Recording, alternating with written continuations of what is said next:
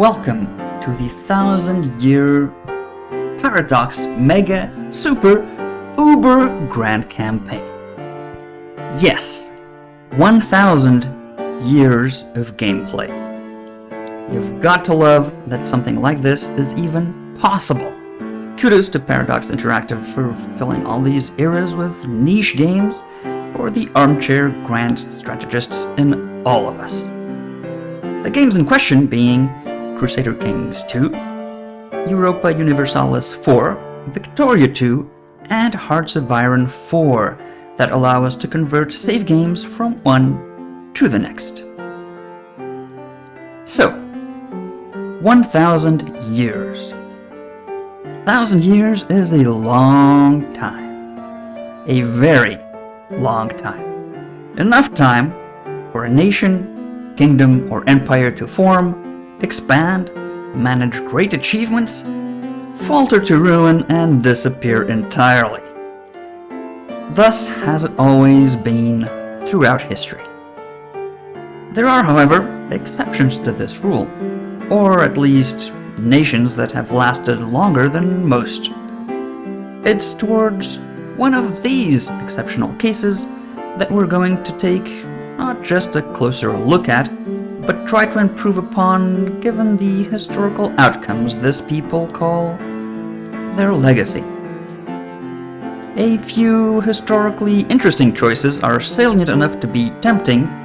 However, we have to limit ourselves to geographic areas that are represented in Crusader Kings 2, the only game of the four that doesn't cover the entire globe, which means choosing a European, North African, or Asian faction in the Near East, Middle East, India, or the Eurasian steppes. In these areas, there are a few, but not as many as can be expected, nations that have stood the test of time. Of these, to ensure an entertaining watch through the ages, I also considered the different roles and possibilities for each nation and each historical era. We could play Iran, that is Persia, for example, but it essentially stagnated for long periods after the Renaissance, played no role in colonization, for example, and barely none in the Industrial Ages. We could play England or France, but really we'd spend most of the time fighting each other, and most likely, even given their respective geographically very advantageous positions, they would prove too easy a challenge. The best balance of a challenging initial position, a difficult fate to reproduce, much less best, a varied, interesting, and long-lasting strategic, geopolitical, and cultural impact on the world, I could see as a small and quite unremarkable faction in the grand scheme of things in the middle of the 11th century. And nope, not a plucky village of Gauls named Asterix and Obelix, but rather an unassuming enclave in the north of the Iberian Peninsula, that from a territory of less than 30,000 square kilometers and a mere few tens of thousands of people it conquered, discovered, colonized, and expanded its way into an empire spanning 5 continents, over 5 million square kilometers, which is about 5% of the Earth's total land surface, and accumulated riches beyond imagining in a few centuries, only to then fall into relative obscurity and mediocrity, moving to modern times. You might have guessed it. It's Portugal. We're going to start in the County of Portugal, or Condado Portucalense, a vassal to the Kingdom of Galicia in the mid-11th century. The first objective will be to break these bonds of vassalage and strike out on our own terms. Easier said than done.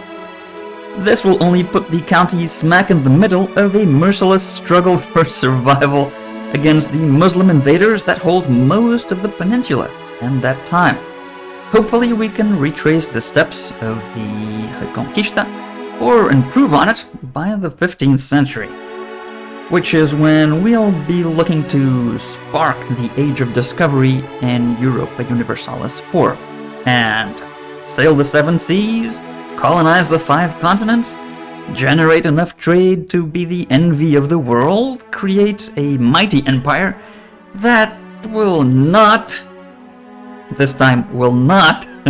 succumb to Iberian rivalries, colonial competition from other great powers of the age, and try to move into the industrial age with vigor instead of slipping into decadence, as in real events. From there, in Victoria II, strengthening the thalassocracy of a truly global empire, perhaps even rivaling or besting the British Empire of our historical timeline, and build an unassailable position that would allow us to aim for complete global domination in Hearts of Iron 4, in what could prove to be not World War II, but the last war the world would ever see, resulting in a Lusitanian global government. Either that or fail miserably somewhere along the way and accomplish no better than reality managed on its own. And that will be that. I will try as far as possible to not cheese game mechanics or systems, at least deliberately, and play in plausible terms. So, if this seems like something that would interest you, a historical romp through the ages, stay tuned.